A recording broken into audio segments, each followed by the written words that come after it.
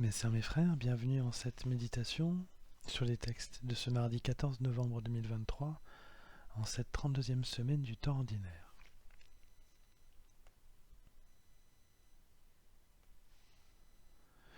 Celui qui croit en Dieu et fait sa volonté agit en simple serviteur.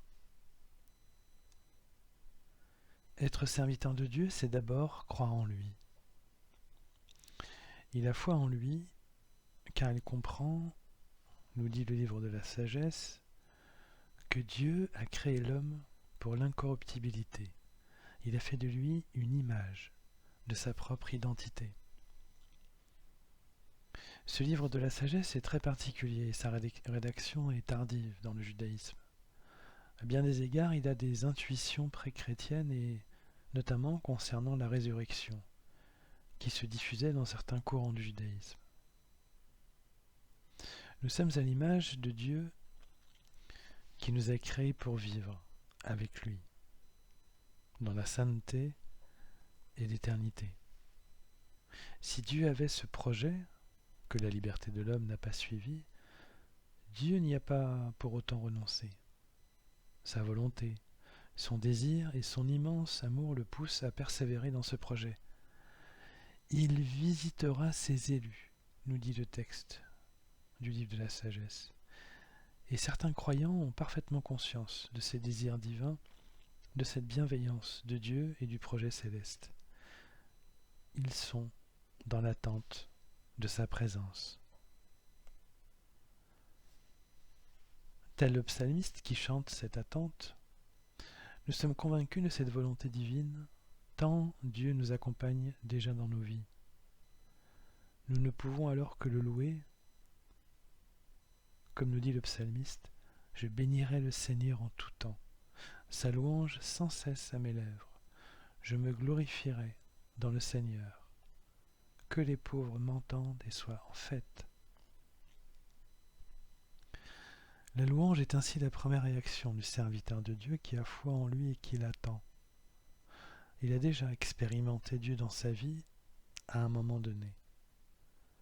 Il sait au fond de lui qu'il n'aurait pas pu faire face à un événement, à tel ou tel événement particulier. Dans ce moment de reconnaissance, Dieu lui donne cette vérité qu'il prend soin de lui toute sa vie, qu'il va prendre soin de lui toute sa vie et même au-delà, et lui fait connaître justement que son projet de toujours est qu'il vive avec lui dans la sainteté et l'éternité. C'est cela aussi qui exalte le serviteur. L'amour de Dieu présent sur terre et la perspective d'en vivre au ciel. Il a la vision de sa propre identité qui est partagée avec Dieu. Cela est source de joie profonde, de se sentir aimé par le Créateur, regardé comme Père.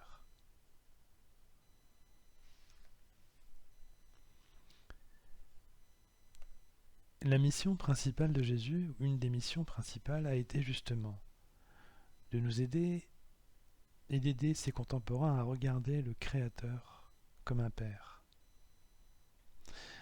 Un Père encore mieux que les pères existants, un Père tel que son identité le révèle et structure son identité. La figure de celui qui aime et qui prend soin, celle de celui qui prévient et qui attend, qui est bienveillant et qui parfois reste silencieux en souriant, qui sait exercer sa force parfois et qui ne l'utilise pas souvent, qui explique et qui parle doucement à l'oreille. Jésus a été à bonne école sur terre avec son père Joseph, qui a pu incarner toutes ses qualités de père. Son Père aux cieux a pu, lui, les magnifier. Et Jésus a ressenti dans sa chair et dans ses émotions tout cet amour, à la fois de son Père selon la chair et de celui selon l'esprit. Avec lui et avec son amour, il a appris à être un bon fils qui sait écouter, questionner, s'exclamer, sourire. Rire et jouer avec lui, s'interroger, être parfois frustré de ne pas tout comprendre d'un seul coup, car cela fait partie de son apprentissage lors de sa vie cachée, lors de son enfance. Il a pu mesurer en sa qualité de fils sa position de serviteur de son père, comme aide technique de Joseph Charpentier et comme aide spirituelle de Dieu dans la mission qu'il lui a révélée peu à peu. L'Évangile nous dit en effet, vous aussi, c'est Jésus qui parle, vous aussi, quand vous aurez exécuté tout ce qui vous a été ordonné, dites, nous sommes de simples serviteurs. Nous n'avons fait que notre devoir. Notre joie de sentir l'amour de Dieu doit nous conduire, ainsi, mes sœurs, mes frères, comme Jésus, à nous regarder comme des fils aimant leur père et prêts à le servir. Non pas comme des esclaves, mais comme des enfants, dont la joie se cristallise justement dans le désir de servir et d'être aimé. Soyons alors de vrais enfants de notre Dieu. Soyons enjoués, zélés, aimants et bienveillants avec notre Père et avec tous ceux que nous rencontrerons sur notre route, nos frères et nos sœurs. C'est dans ces moments que nous le verrons, dès ici-bas, comme miroir de nous-mêmes, avant de le voir tel qu'il est, dans sa sainteté au ciel. Que cela soit notre plus grande joie.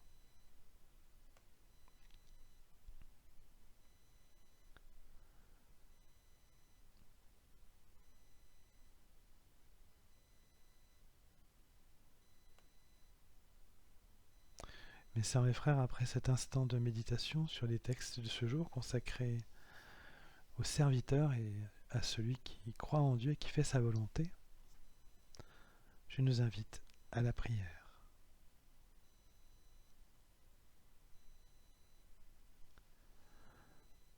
Ô Père céleste, je te rends grâce pour ton amour qui me guide vers toi et vers les autres.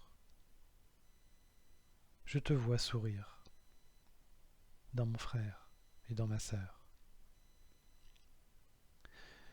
Aide-moi à être un bon fils et une bonne fille, prêt à te servir comme ton Fils Jésus-Christ qui servit tous ceux qu'il voyait. Rends-nous comme lui qui agit aujourd'hui par l'Esprit, reconnaissant, aimable et bienveillant envers tous, avec le désir de te voir ici et de te rejoindre un jour dans ta maison. Amen.